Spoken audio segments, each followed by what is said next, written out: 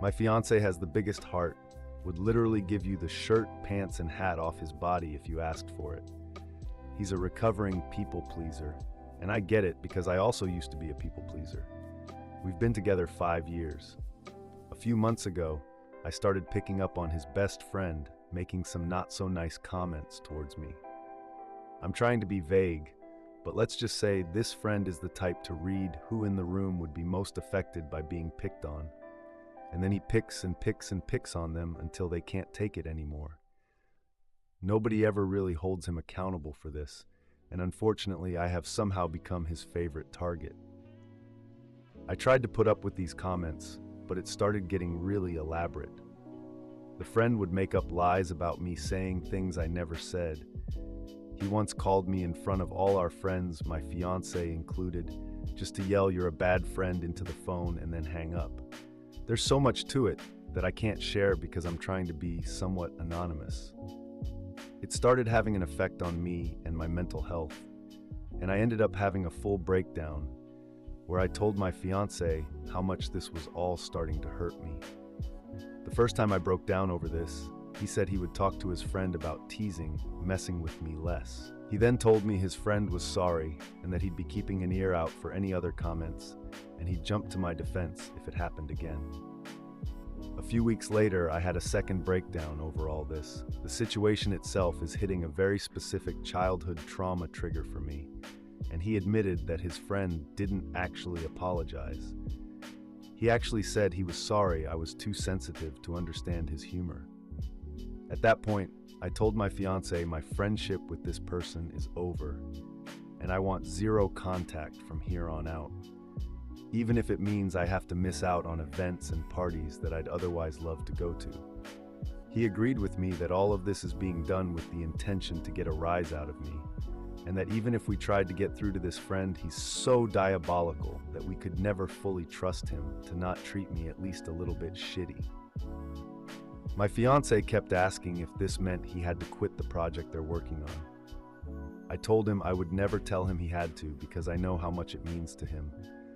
But in all honesty, the fact that this person is treating me so poorly that I'm having physical stress reactions isn't enough for him to want to cut this person off does hurt a lot. The fact that it isn't a deal breaker for him is probably always going to sting a little. He's not confrontational at all, and I always knew that. But it's not about confrontation. It's about standing in my corner. And I can't spend the rest of my life with someone who isn't in my corner. This friend is getting married to my best friend in a few months, and we're both supposed to be in the wedding, but I really have no clue how. I get a literal knot in my stomach anytime his name is even mentioned now. I have seen this friend one time since all of this came to a head, and he was so over-the-top nice to me that it came off as cocky. I had the second breakdown a few days afterwards because I realized I'm possibly going to spend the rest of my life on edge and on guard anytime this person is even somewhat in my vicinity, even if they aren't actively effing with me. I don't know how to come to terms with the fact that my fiancé was willing to lie to me on his shitty friend's behalf, but he's not willing to stand in my corner against him. I think it'll always hurt. This guy was supposed to be the best man in our wedding, and as a result, we haven't been talking much about wedding plans. I think if he's still planning on this friend being in our wedding, I may have to call it off for my own sanity, and that sucks so bad. This is effing eating me alive. I love my fiancé so much. I love his big heart and the way he loves with all of it. But he loves some truly wretched people, and I don't know if he'll enforce any boundaries with those people before the lack of boundaries becomes too much for me to handle. I'm just hurt and hurting. And I just want whatever outcome to play out so I can stop feeling so guilty and awful all the time. If you're finding these stories interesting, don't forget to hit the like button and share your thoughts in the comments below. And if you haven't already, make sure to subscribe and hit the notification bell so you never miss out on new content. Relevant comments. Has OP's fiancé defended her in any way? Not necessarily.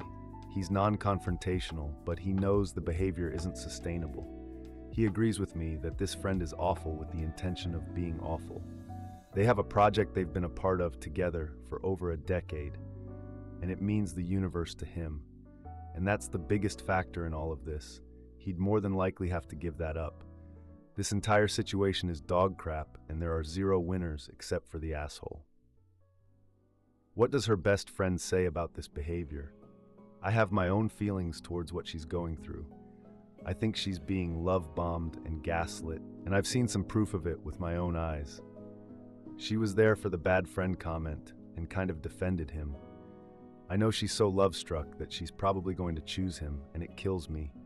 But I'm trying really hard to step back in a way that doesn't totally burn my bridge with her in the end.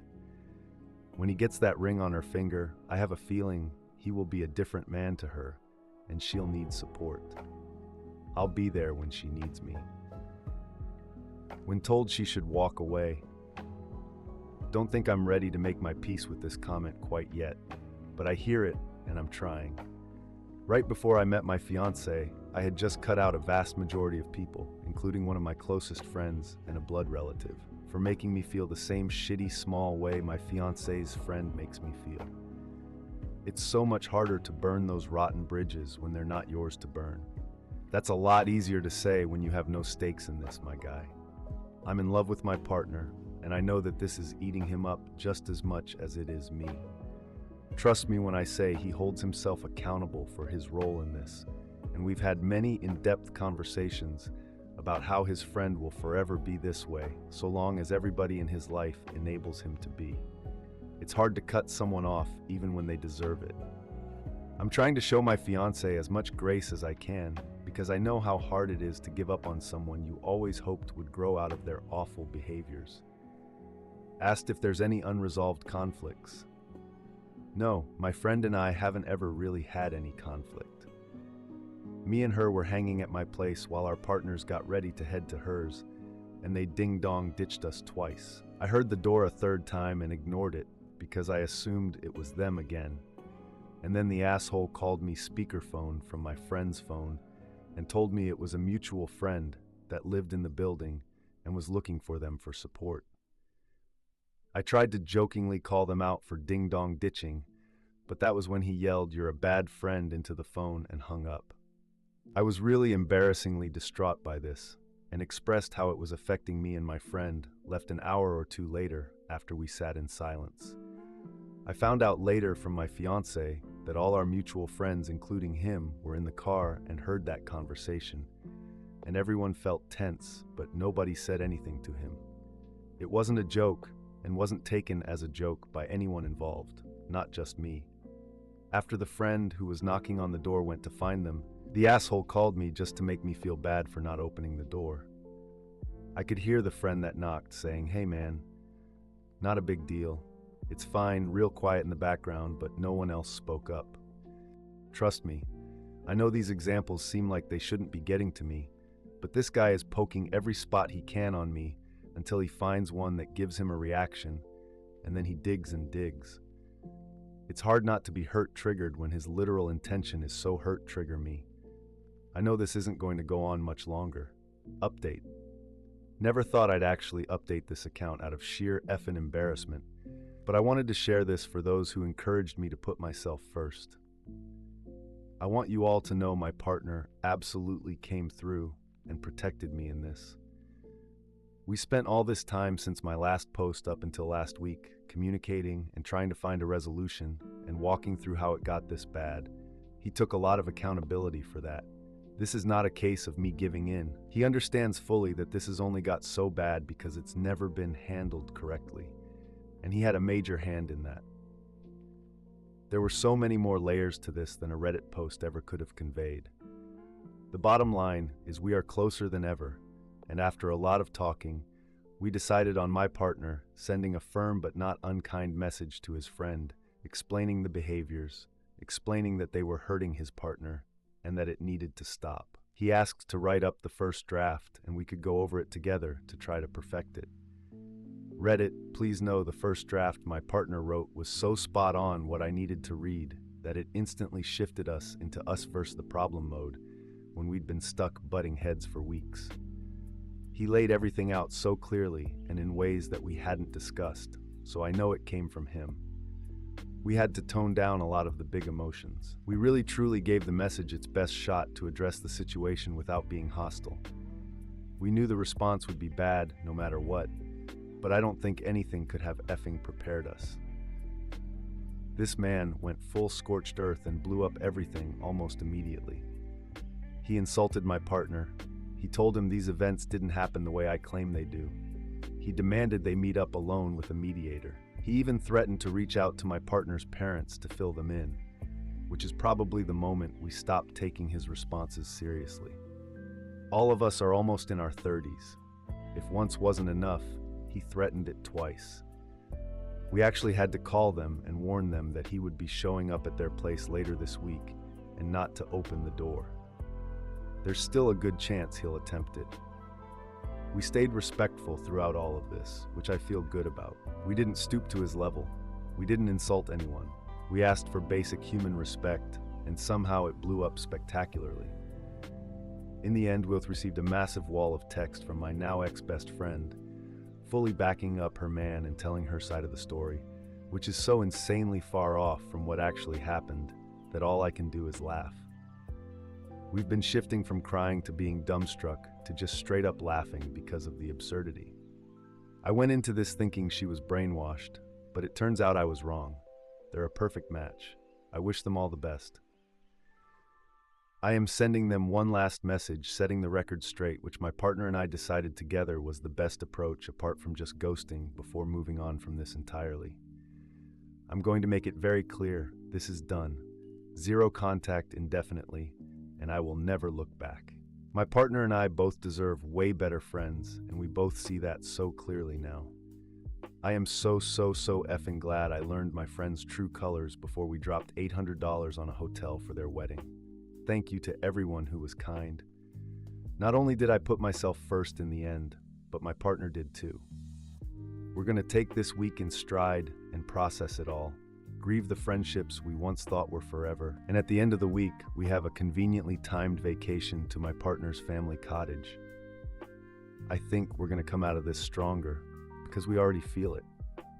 Again, thank you to those who had something productive to say, and I've made my peace with all the rest.